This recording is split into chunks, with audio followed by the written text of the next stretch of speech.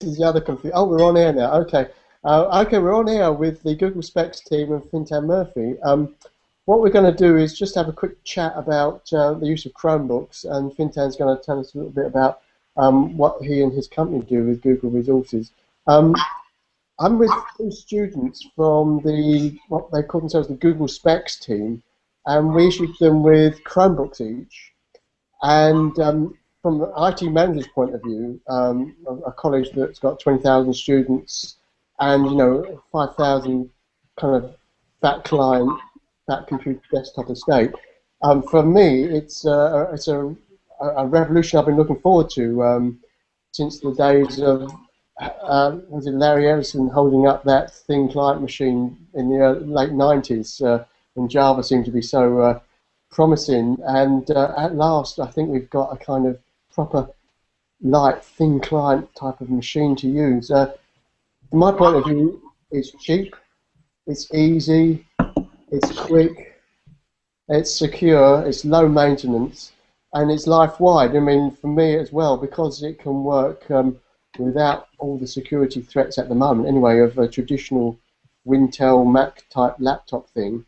We can allow it onto our internal networks fairly safely, just like we can tablets generally, and they can take them home. So life-wide in that respect. So for me, it's all benefit. It costs less. I've got more money, and I don't have to spend so much time, installing software, locking it down, securing it, and stuff like that. And we were thinking about having kind of Chromebook unboxing races, see who could unbox it, get online as quick as possible. I can't remember what my time was. It was like 2.5 minutes, 3 minutes. It's in that time a traditional fat PC might have just started, perhaps, let alone actually being online and being productive. So I'm going to pass you over to people to do the stuff. I thought I'd start with Jev. Jev, can you give us your quick sort of feedback on how the Chromebooks have been for you over the last 5 weeks? Well, mostly it's been light because most of the time I'm thinking of buying a laptop in December, and it seems that Chromebook is quite light. I was rethinking of buying something different instead of a laptop anymore, and uh, and most importantly, because I'm so conscious about having my data stored in a laptop, and for example, what if someone steals it? What if I lost it? What if there's so many what ifs? And with this Chromebook, you actually don't store your data inside it. So if it's get lost or it gets broken, you still have your data somewhere around in the world. And yeah, and the price is quite reasonable actually. That's a good point. Yeah, I did get an email, no, a tweet from one of the people who used to work for us a couple of weeks ago. He said, "Oh my God, my computer has just died, and I have got all my data on it, and I haven't backed it up." So yes, read my mind. Yeah, use the cloud. Anything else you wanted to say, Jeff? Uh, Based on my experience on this Chromebook, I think the base because I've been using it for about five weeks now, and the only main problem I have with it is its battery life. It says 5 to 6 hours with a full battery in a full use. Hmm. To me, it only lasts like 2 to 3 hours maximum. All right, you must be working it hard. I think that's what it might be. Maybe.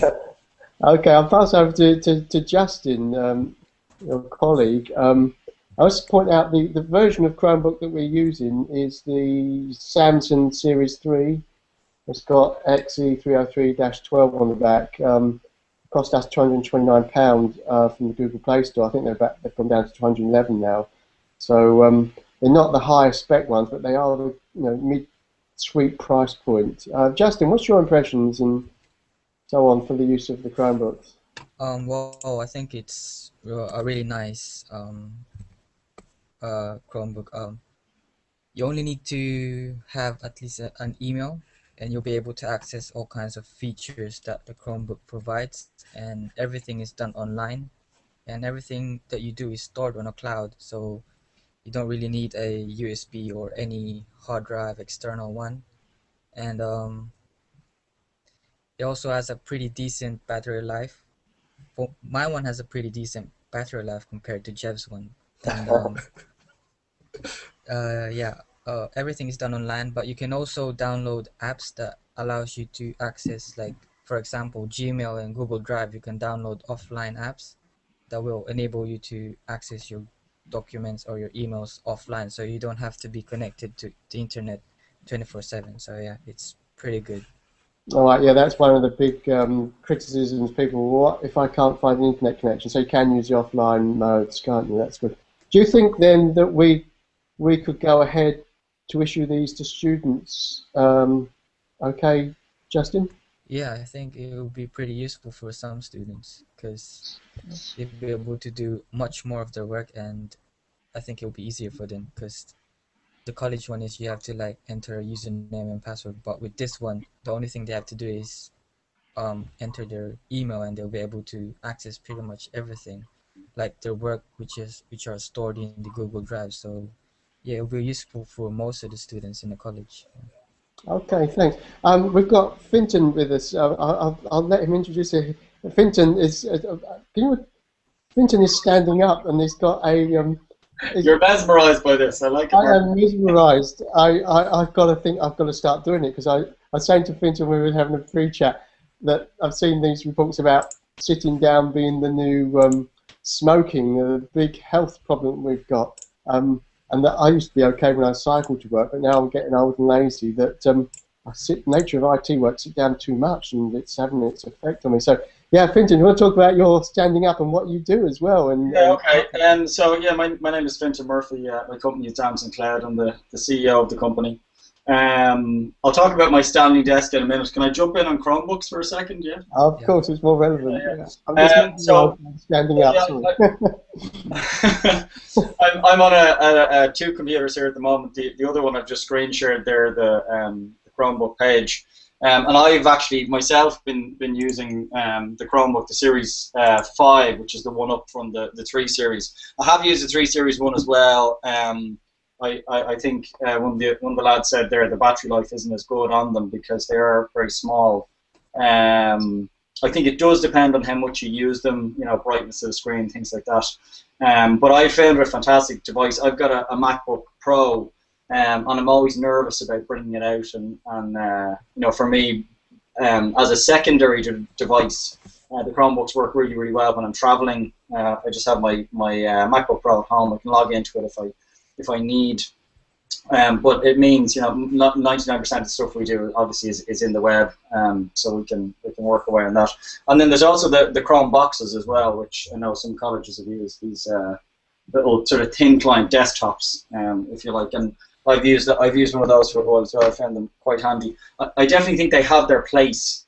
For me, like things like the iPads and tablets are fantastic, and I have an iPad. But I always find myself limited. So I get to a point and then there's something I can't do, and I need like a real computer in order to go that extra step.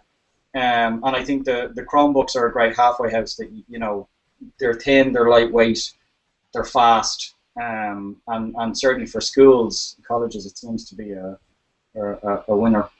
I've got yeah, Fintan. We're reaching the same conclusion with colleagues that have used the Chromebook recently, that don't take one device, it's better to take the Chromebook.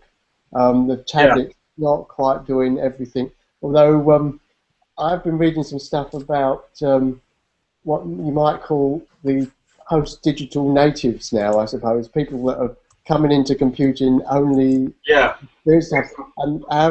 seeing that they are less disadvantaged with only a tablet than we are, but for sure I think. Yeah, I still think it depends on what you're doing. Like if I'm writing a document, that's fine.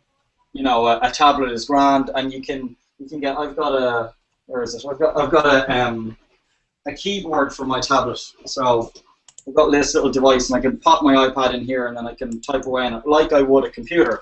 But there's still a limitation what I can do. If I'm start editing spreadsheets or presentations, it can get a little bit more difficult with the applications that are on tablets. Now, I think they'll eventually get to a point where it won't.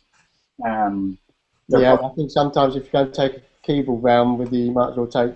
You might as well take a laptop. I'm sure a laptop or something. Yeah. Okay, Fintan. Sorry, carry on.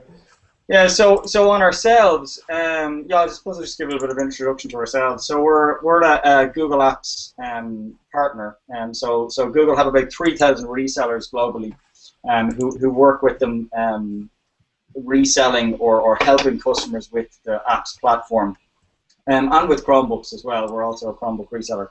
We're one of Google's premier partners, so we're a partner that's been recognized as you know, working closer with Google and having a particular standard. And there's sort of a handful of a few hundred of Google's premier partners around the world.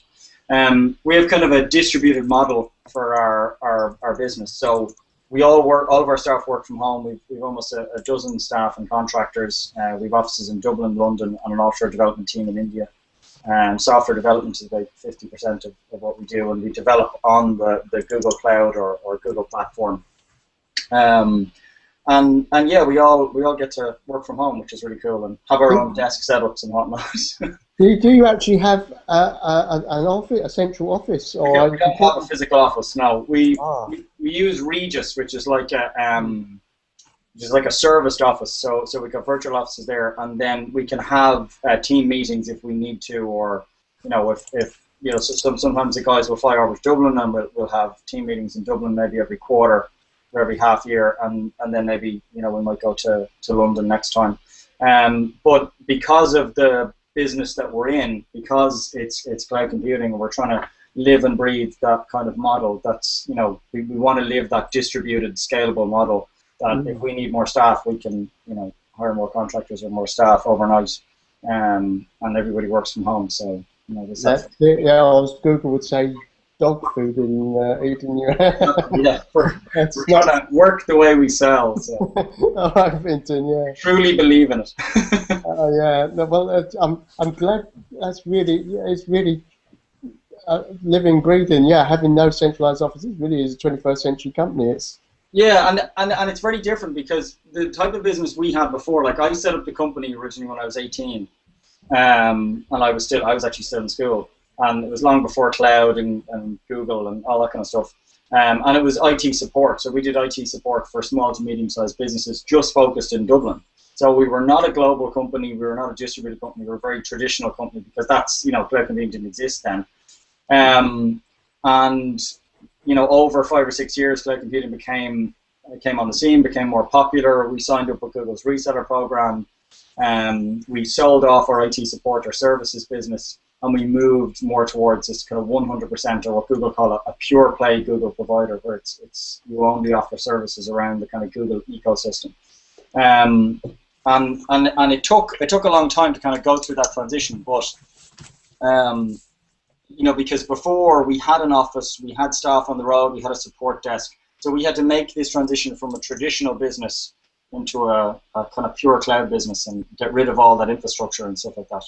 So that was a massive change for us, but a worthwhile one, definitely. Yeah, not be hypocritical and advise others to do it when you don't do it yourself. You don't do it yourself, yeah. And it's great for work-life balance as well. You know, for me, I've got a 4.5-year-old son, and I spend much more time with him now than I used to, because I'm not working in the office till 7 or 8 o'clock at night. You know, my family comes home, and I'm here at home. So yeah, there's no travel. Yeah, I travel across London. Now I was giving the students there some every Friday to work from home. In fact, now, you know, 2 days a week and 3 days a week, and weaning them off, as it were, of the way that education kind of channels them into a traditional kind of experience of having to come into an office basically and have meetings all day, really, because that's not how the world is going. So yeah, why have education that way? That's right. So yeah, they find it not that easy to adjust. But I was going to ask, what kind of what sort of services you do for your clients then? I mean, when I first, by the way, you were my first hangout. I remember that. Yeah, I remember you saying that to us, that we were. Yeah, you would. I'm glad. I've had a good influence on you. You're doing loads of them now, so. Because yeah, we had a particular need at the time.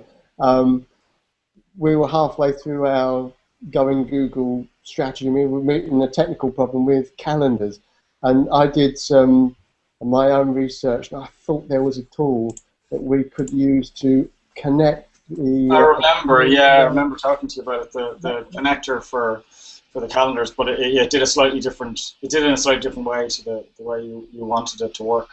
And yeah, you were very trustworthy in pointing out they wouldn't work, and therefore you didn't take the business. Well, there was no point. You didn't need us. But then, we know who to call on, who to trust. It was worthwhile. I was going to ask, what's the kind of what sort of tasks are coming up these days, or is it just across the board, or is there anything specific that's coming up a lot now? Yeah, so the type of services and stuff that we offer our customers and kind of how we work. Our services kind of range. So if you were to break them down into sort of maybe 3 or 4 silos, we've got assistance with migration. So that's the biggest one, where the biggest challenge for most organizations is actually moving their data from whatever system it's on now to the Google Cloud. And it's a challenge for a lot of companies because nowadays they have massive amounts of data. So people have much more information in their systems than they ever had before, and particularly for corporates, for businesses, colleges maybe can be, worry less about maybe the email data. We'll get it over when we can, or maybe we'll leave it behind, or whatever. With businesses, they can't do that. They just have this. I have to migrate everything. I can't leave a single email behind because someone might sue me and I might need that email or whatever. So as a consequence, the migration process is one of the most delicate and the most important. And it's the best practices and stuff that Google have shown us and trained us on, because all of our staff have been trained by the Google team. So it's that experience. We've done over 150 Google Apps deployments to date now since we started. So we've got a fairly decent handle now on what can go wrong when it comes to a Google Apps deployment. And we have our own best practices. There's things that we've discovered that we've added as we've gone along. Training and change management is a big one. So obviously for colleges, you guys would understand that. And depending on the organization, they will, I suppose, embrace the training and change management. You find the organizations that do, they'll be more successful. So the ones that are behind the idea of a change management program of some description, of communicating with their staff that this change is happening, because a lot of people are moving from an old Microsoft system or IBM Lotus Notes. And so there is a huge change for people when they come in Monday morning and the system's been changed. And if you haven't told them these changes are going to take place, it can really kind of freak people out. So it's important to do that. And then development, really. So with development, we call it solution development, because generally people come to us with a problem of some description, whether it's like a workflow problem, for example, someone wishing to create a system that they can automatically approve POs as they come into their email. Maybe, automating data, transferring from one spreadsheet to another, or building a full intranet solution. So on Google Sites, we built intranet solutions for customers. And those projects would range from, people paying maybe for a couple of days, a couple of thousand, for a small automation of a process, right up to hundreds of thousands for really large development projects that might span over 6 months or a year or something like that. One of the great things about Google's flexibility on the App Engine on Google Cloud Platform, which is the new system competing with Amazon now, is its flexibility. So we have the ability to break down a development into phases, and so for a small business they could pay for a small phase or sprint, and we might do two weeks or 4 weeks of development, and then if the system is doing what they want and they're happy with it, then they can pay for another phase. And so rather than having to fork out like it used to be, here's 100 grand, hopefully I'll get a system at the end that I want. You say, well, what are the 10 features that you're looking for, and then let's prioritize those. Develop the most important feature first, and then you can actually start to use the system, be happy with it, and maybe influence where it goes. So you don't end up with the idea that you had at the start, but people are giving you ideas along the way and maybe changing the direction of it, and the customer ends up a lot happier at the end. So yeah, that sounds consistent with the whole cloud scale on demand metaphor, doesn't it? Yeah, exactly. Trying to go along with that. And then we've had a lot of interest in the Chromebooks now as well. It was interesting that you guys were talking about those. I didn't realize you would be. that is really beginning to take off now. Whereas before, people were coming to us and kind of going, "Oh, can we 10 Chromebooks or 10 Chromebooks?" People are coming to us now and kind of going, "Can we test out 100 Chromebooks or 200 Chromebooks?" And then buying 1,000 of them or 2,000 for their their students or their employees. And that idea of particular areas it's really worked well in. So within like retail spaces where people want thin client boxes like the Chromebox, or salespeople out on the road where they want it. I'm on the road all the time. I love the idea of a Chromebook with a 3G connection. I'm always connected. I'm always able to just open my laptop and work away. And the same, obviously, students as well, and teachers. You guys are very similar, moving around from class to class, and that ability of needing to be connected and needing to have a device that you can just open and get online quickly. I think that's what a lot of people are finding with the Chromebooks. Even friends of mine who bought them, they might even have their own desktops or fat client laptops at home with Windows on them that are old, and then they're kind of going, you know what? It takes so long to get online with those. Yeah. I want to check my email. It takes like 3 or 4 minutes to boot up. It takes another minute for like Internet Explorer to open. Whoa. I've got lots of friends of mine who spend a couple of $100 buying the Chromebooks because they just end up using those, because 90% of us now, all we want to do is just get online. Yeah. I'm sorry, Fintan, carry on. No, I was just going to say, I follow on from that. I was on the plane once and I had my MacBook Pro and I opened it up to do something on it, and I realized it was useless to me without an internet connection. Without the internet, it was just like, what am I going to do? Like play solitaire? Yeah, that's a great analogy. I'm going to bank that one. That's a good one. Solitaire. You have exactly. I can't work if I'm not online. I just can't online. Like, what are you going to do?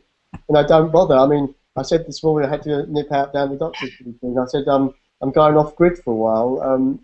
Maybe that's going to be the new call. I'm either online or not online, and I don't do anything if I'm not online. It's crazy. You don't do anything. Yeah, I just went to sleep on the plane. I think. It's like, unless you've got some emails offline that you can send, you can write and send later. But a lot of times, if I'm doing something, there's something on the web that I want to maybe put into that email, put into that document, and so I reach a point that I just can't do anymore. Yeah, and carrying local storage is a security problem, data protection and stuff like that. You've got to encrypt it, or you forget it. And it's even like, it's stuff you come across that like you didn't know you needed, but now I suddenly do need it. So I needed that document, but I didn't bring it with me, or you know what I mean. And that's why the connected thing just makes more sense. And nowadays with 3G connections, I mean, I did a demo actually in front of 300 people for a talk I was doing, and I did a Google Hangout, and I did it all over the 3G connection on my iPhone, because the internet connection in the hotel they had shared with 300 or 400 people that were there, and it just crashed, and they didn't have a separate one for the speakers, which was ridiculous. But I did the whole thing over 3G connection, and it was perfect. We had that experience last year. It doesn't happen very often. We've got the college has an internet connection and a backup internet connection. There was a technical fault when the main link went down. There's a technical fault with the backup link, and so the college was completely offline for a while. But like you with your iPhone, so many students and staff got online with their own, devices. Their own devices, wireless WAN. So that went fine. When you were talking there, a couple of things flashed in my mind. I was thinking, of course, it's still really good opportunities with Google being new, and the transition migration work must be quite an opportunity. I was just thinking about it's like double glazed salesman, isn't it, in a way that Windows. It is, yeah.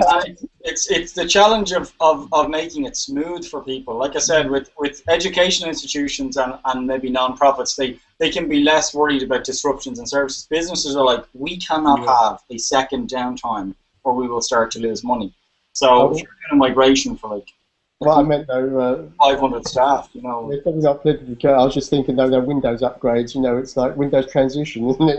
Eventually all the Windows will be replaced. Yeah, eventually, and we'll all just have Chromebooks or something. And then, eventually all Windows will be replaced in the post-PC era, maybe, and then tablets. The development world, it's going to take a long time. Microsoft is so entrenched, but there's a rich vein to mine there for quite a while. We find that the biggest problem, I say, is less, well, obviously the technical stuff, but it's the what I call wetware. There's a generation from the last 25 years that are so entrenched with the Microsoft way of doing stuff. And they can't get away from it. They can't get away from it, and they always want analogies to that. So we show people Google Mail, and they want it broken out, the conversation thread broken out to make it look traditional, and they still find it very hard. It's a lack of wanting to innovate and wanting to move forward. People want to stick with what they know. I think, as a society, as people, we hate change. And that's why things like change management programs are so important, because people fear change. They want things to be the same. And I have opportunities, like customers or potential customers will call me and say, well, I want to move all my stuff over to Google Apps, looking to do it really soon. And it sounds like a very good opportunity. And then the person says, well, I don't really want them to know that we've gone to Google. I want everyone to use Outlook, and I don't really want them to know that we've gone to Google. And I'm kind of like going, well, then don't.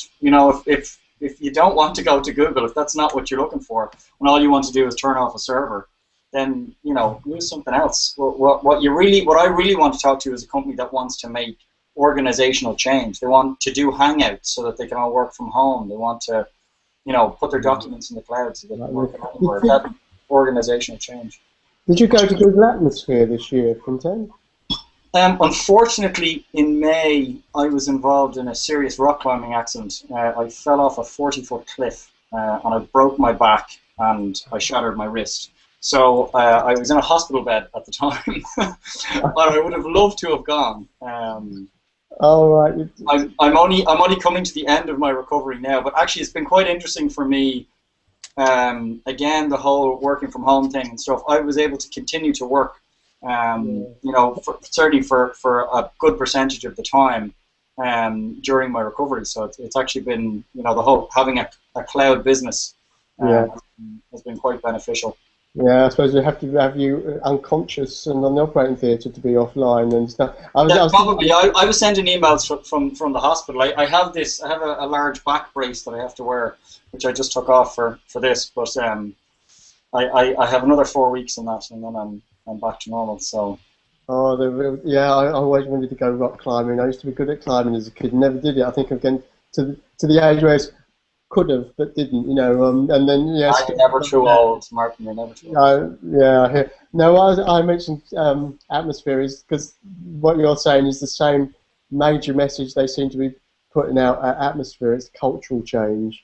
Just as you were saying there, if you want to front end Google with legacy apps, then why bother? Perhaps. Unless it's like one app that you just need to run or something, but you still can see the business wants to make that organizational change. When you people saying, "Well, I don't want my staff to know they're on Google," well, then there's something wrong there in terms of organizational change. And I think it is those companies, organizations, nonprofits, whatever, that really want to make that change and make it stick. And now, there's huge opportunity now for nonprofit. I saw you retweeted there the other day about nonprofits version of Google Apps coming to the UK now, which means that's free. We have a lot of nonprofit customers, which is fantastic. Now they're going to be able to move to the free version of that if they want. And that's I think there's even more opportunity now in the UK for colleges before and now for nonprofits and charities as well to get on board with it. All right, thanks, Fintan. Just to wrap up, then, talk about your standing up. You want me to show you standing desk? Well, I might as well do a screen share on this one and let them see my standing desk. And all your company, all your colleagues stand up as well, don't they? They do, yes. I can't show you theirs though. You haven't got secret surveillance cameras around. No secret surveillance.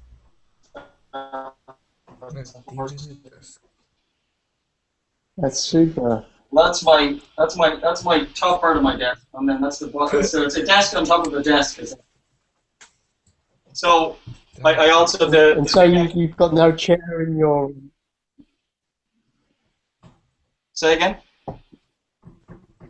Oh, I was saying you've got no chair in your room and you stand up all day. I know, yeah. No, it's fantastic. It's apparently the equivalent of doing a 5-mile run every week or something like that. So very healthy for you. And I don't think we were really kind of designed to sit for 8 hours a day. I don't think it makes sense. So. That's true. And I like the idea of flexible working, of working from my iPad maybe sometimes, or, it's been beautiful weather here in Ireland as well, and I've been sitting outside working in my garden, and, I think that's the way things are going. We have this flexibility now that it really doesn't matter where we are.